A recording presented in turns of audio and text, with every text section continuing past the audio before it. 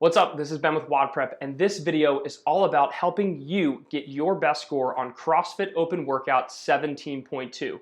So first things first, I am not associated with CrossFit HQ or CrossFit Inc. in any way, shape, or form. So please make sure you go check the standards at the official website, which is games.crossfit.com, and know that these opinions are my own. These are WODprep's opinions, which are very separate than CrossFit Inc. If you want the complete strategy guide where I go over mental prep and individual strategies depending on which division you're in, make sure you go to wodprep.com/open and you can download the free 17.2 strategy guide and I'll send it straight to your email inbox. Let's get right into it. 17.2 is this workout right here. Again, make sure you go read the standards. There's a lot of movements here. There's a lot going on. Please, please, please don't do anything that's going to get you no rep, or more importantly, don't submit a score that is invalid because you didn't follow the directions. There's a couple themes that we need to talk about here. Grip management. Most people will have absolutely smoked forearms by the end of this workout, and it's all about managing whether or not you can hold on to that pull-up bar, hold on to the dumbbells.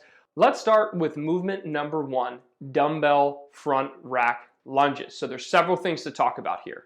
Number one, you can do either a step through lunge or a step and stop lunge. So basically you can step your way through and continue into your next rep, or you can stop and stand at the top before you step with your next leg.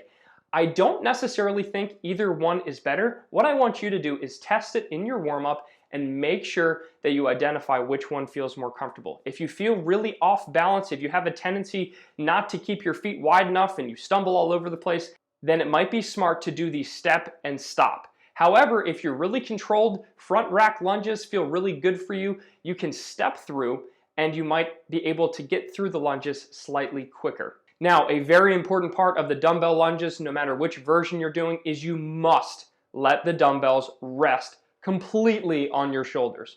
The rule is you have to have your hands around the dumbbell handle. However, there is a big difference between letting the dumbbells rest comfortably on your shoulders and take most of the weight, or you can do it the inefficient way, which is death gripping and holding the dumbbells out in front of your body. So if you hold the dumbbells out in front of you, it's going to really fatigue your arm, it's going to fatigue your grip. It is a very inefficient way to do the lunges. Conversely, get those suckers on your shoulders.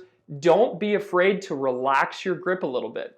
And what's going to happen is it's going to help your forearms fatigue less during this movement.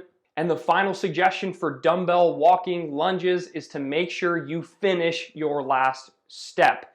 One of the biggest issues I saw last year with the overhead walking lunges is people finishing with a step that was a few inches short of getting them past the line, and then they would have to do a complete extra step. And the last little quick note, depending on the dumbbells, if they feel really light for you and you feel great, you can do the entire thing unbroken, so back and forth without dropping. However, you will notice that a lot of the elite athletes dropped the dumbbells and they shook out their forearms, and that allowed them to rest a little bit in between those sets of lunges. Now, moving on to the toes to bar. I have a lot of videos on YouTube that will help you get better at stringing toes to bar together, so please check the show notes down below this video. Make sure you sign up for our open strategy guide and I will send you all the links to those videos, but we're gonna go through a few specific points for this workout. Number one, make sure that you're using a bar that is not too high or too short for you. I recommend a bar that's just slightly above your maximum standing reach or just at your maximum standing reach. Another point is that singles can be very, very efficient. You'll see here in this video how quickly I'm able to accumulate reps by doing singles. Toes to bar are only a small portion of this workout. If you do singles and can keep moving, it's going to make you more efficient and more effective on all the other movements, especially when you eventually get to bar muscle ups if you're doing it RX. When you're doing toes to bar, make sure that when your grip starts to fatigue, you can actually start using a staggered grip. So instead of always doing two hands over the bar like this, you can do one hand under, one hand over, and that's gonna help save your grip. I highly recommend taping the bar. So essentially, when you wrap tape around the pull-up bar and then chalk your hands, it creates a very, very sticky grip, which will fatigue your grip less. All right, moving on to the dumbbell power clean. This is a new movement. It's not too crazy difficult or technical. There's just a few quick points that I want to go over. Number one, I think the best way to treat this is with a muscle clean. However, when you're muscling the weight up to your shoulders, think about using your legs. We're using our arms for the bar muscle ups or pull-ups or toes to the bar and holding the lunges. Our arms are going to be used a lot in this workout. So don't just muscle the weight up by, bicep curling it. And remember, the front rack position doesn't have to be like this. You can simply get your elbows in front of the dumbbell and then read the standards. The standards say that the head of the dumbbell has to be behind the center line of your body for it to count. Just don't waste your time with these, and make sure, this is probably the most important thing here, is that make sure that you finish with the lunge rep. What I mean by that is if you need to break up your dumbbells, your dumbbell power cleans at all, make sure that you do 7 reps, and on the 7th rep, you put the dumbbells down, shake it out, then pick the dumbbells up, and that counts as your 8th rep, and then you can start doing your lunges. Also, depending on which kind of dumbbells you are using, the dumbbells at my gym were small enough where I could actually get a hook grip. That is something that I would certainly pay attention to. If you have dumbbells that have a nice skinny handle and you can actually hook grip, that's gonna really, really save your grip, and it's gonna make cycling the reps a lot easier and less fatiguing on your forearms. Next, let's talk about the bar muscle ups. I'm very excited. They're showing up again this year. I wasn't expecting it, but hey, I'm not complaining. Here at WODprep, we have a lot of YouTube videos about how to learn and master and develop bar muscle ups. So make sure you click the links below the screen in the description, or again, make sure you sign up for the open strategy guide, and I will send you all of my best bar muscle up training tips to make sure that you can at least get a few reps in this workout, or hey, maybe we'll even get you your first. One quick point before moving on into the bar muscle up tips. It is a no rep if you let your forearm touch the bar. Only your hands are allowed to touch the bar before you get up and above the bar. One of my biggest recommendations for bar muscle ups is to do singles. So singles are very, very efficient, and unless you are extremely good at doing bar muscle ups, by the time you get there, it might be smart just to knock them out one at a time. Even the elite level games athletes had to scale it down from 4 reps at a time to 2 or 3 reps at a time. So that means for most people watching this video, doing singles might actually be much more effective. If you are working on bar muscle ups, you're not necessarily efficient at them, or you just want something to make you a little bit more effective, check this out. Basically, what I've done is I've taken 2 boxes, I've set them up so that I can reach above the bar and get kind of a false grip. Basically, I'm rolling my knuckles forward to help me get up and above the bar instead of just grabbing it with a normal grip. And what I'm doing is that when I hop off of the box, it gives my body a little bit of forward momentum, and I can take that momentum and turn it into a bar muscle up. So this is borderline a glide kip. However, it does meet the CrossFit HQ standards as far as I know. Always remember, you check the standards though.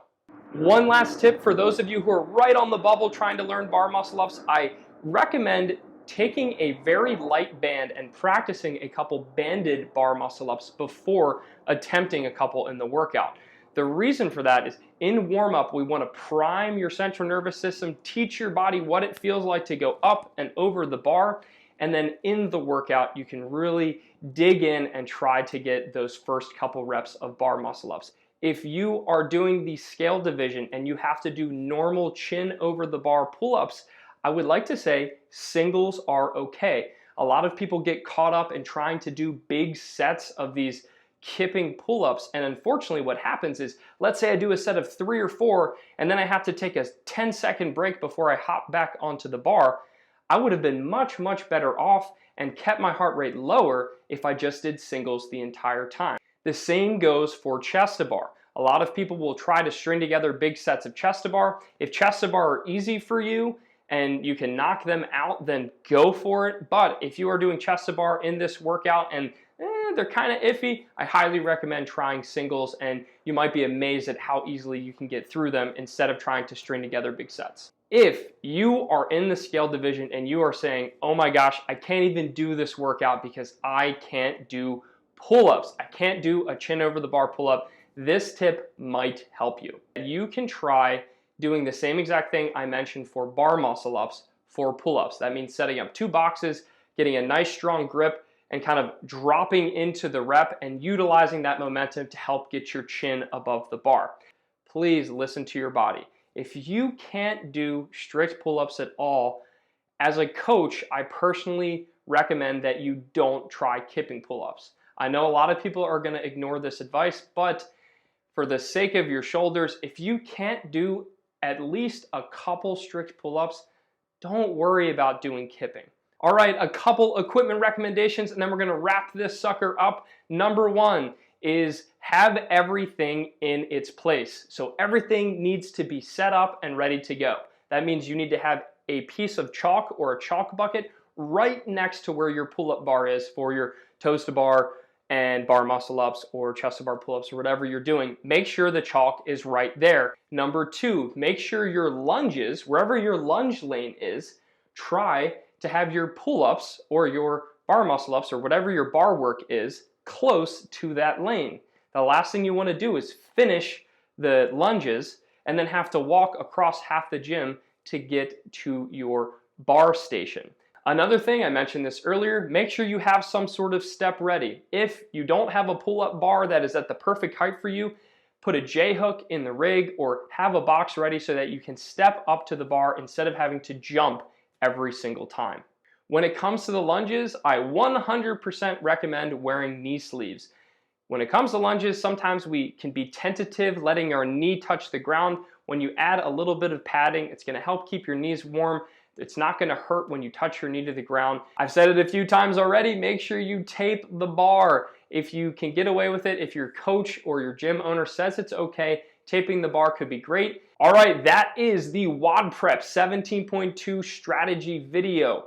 There are lots of pacing considerations for this workout, so if you want me to help you pace this workout perfectly so that you can get your best score possible, make sure you go to wodprep.com/open, and I'm gonna send out all of the pacing strategies for different divisions and different ability levels to make sure that you get your best score possible and climb the leaderboard. If you haven't done it yet, make sure you subscribe to the WODprep YouTube channel. That way you don't miss any of the other videos. Check the links below this video for all of the supplemental content for bar muscle ups and toes to bar and pull-ups and all that good stuff. And last but not least, thank you so much for watching this video, supporting WODprep. Absolutely crush 17.2. Leave a comment below if you like this video. If you have any questions or comments, please talk to me below. Thumbs up if you liked the video, thumbs down if you didn't, and we will be back next week with 17.3.